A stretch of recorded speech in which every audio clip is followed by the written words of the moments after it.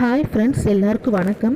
இன்றைக்கி நம்மளோட சேனலில் கேரட் பர்ஃபி வந்து எப்படி பண்ணலான்னு பார்க்க போகிறோம்.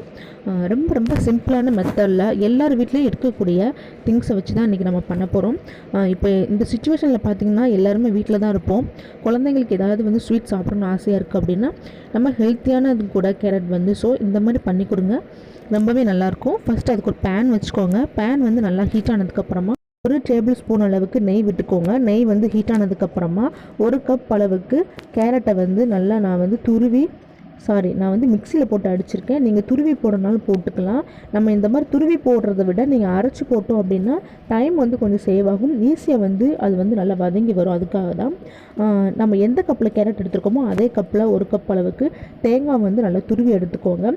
நீங்கள் துருவினாலும் ஓகே, அப்படி இல்லை அப்படின்னா நீங்கள் அதே மிக்சியில் கூட போட்டு அடிச்சுக்கலாம். நான் வந்து மிக்சியில் தாங்க அரைச்சி எடுத்திருக்கேன். இப்போ ரெண்டையும் பார்த்தீங்கன்னா நல்லா அந்த நெய்யில் வந்து வதக்கணும். கேரட்டோட பச்சை வாசனையும் போகணும், தேங்காயோட பச்சை வாசனையும் போகணும். நம்ம வந்து இதை வந்து ஒரு 2-3 நாள் வந்து ஃப்ரிட்ஜில் வச்சு சாப்பிட்லாம். ஏன்னா தேங்காய் வந்து நல்லா வதங்கிடணும். அதோட பச்சை வாசனை இல்லாமல் நம்ம வதக்கிட்டோம் அப்படின்னா கண்டிப்பாக வந்து கெட்டே போகாது. ஸோ நல்லா வதக்கணுங்க. லோ ஃப்ளேமில் வச்சு நல்லா வதக்கணுங்க. நல்லா வதக்கினதுக்கப்புறம் மற்ற இன்க்ரீடியன்ஸ்லாம் நம்ம சேர்த்துக்கலாம். இப்போ நம்ம இந்த மாதிரி கை விடாமல் வந்து நீங்கள் வதக்கிக்கிட்டே இருங்க.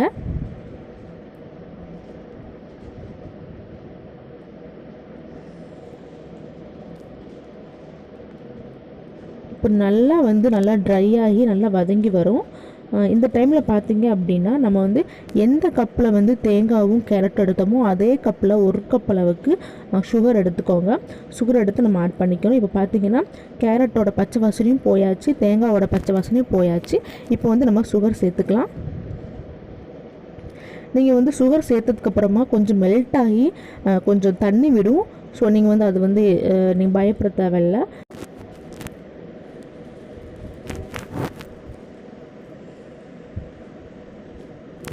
எல்லாத்தையும் சேர்த்து நல்லா மிக்ஸ் பண்ணுங்கள். இப்போ சுகர் வந்து மெல்ட் ஆக ஆரம்பிக்கும்.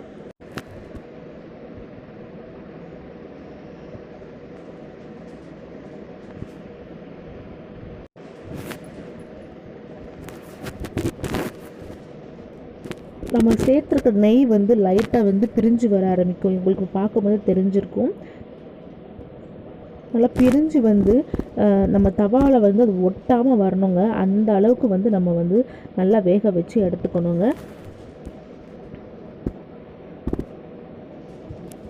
இப்போ உங்களுக்கு பார்க்குறப்பே தெரியும், நல்லா தவாவில் வந்து நல்லா ஒட்டாமல் சூப்பராக வந்துட்டுருக்கு. இந்த டைமில் பார்த்திங்கன்னா கொஞ்சமாக ஏலக்காய் தூள் வந்து நம்ம சேர்த்துக்க போகிறோம்.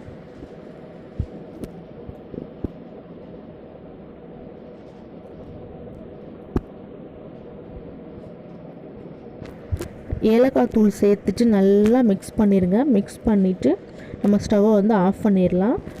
ஒரு பிளேட் அப்படின்னா ஏதோ ஒரு பாத்திரத்தில் வந்து நல்லா நெய் தடவி வச்சுக்கோங்க. அந்த பாத்திரத்தில் இதை கொட்டி நல்லா சமப்படுத்தி நீங்கள் வந்து இதை ஃப்ரிட்ஜில் வச்சாலும் ஓகே, வெளியில் வச்சாலும் ஓகே. நான் வந்து இப்போ ஒரு பாத்திரத்தில் வந்து நெய் தடவி வச்சுருக்கேன். அதில் வந்து கொட்டி நல்லா சமப்படுத்தி நான் வந்து ஒரு 1/4 மணி நேரத்துக்கு வந்து ஃப்ரிட்ஜில் வைக்க போகிறேன்.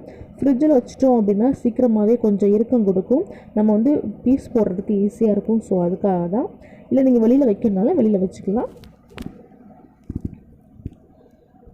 இப்போ நான் ஒரு பிளேட்டில் போட்டு வச்சுருக்கேன். இதை வந்து ஃப்ரிட்ஜில் வைக்க போகிறேன். ஃப்ரிட்ஜில் வச்சுட்டு ஒரு 1/4 மணி நேரத்துக்கு அப்புறம் நம்ம எடுத்து பார்க்கலாம்.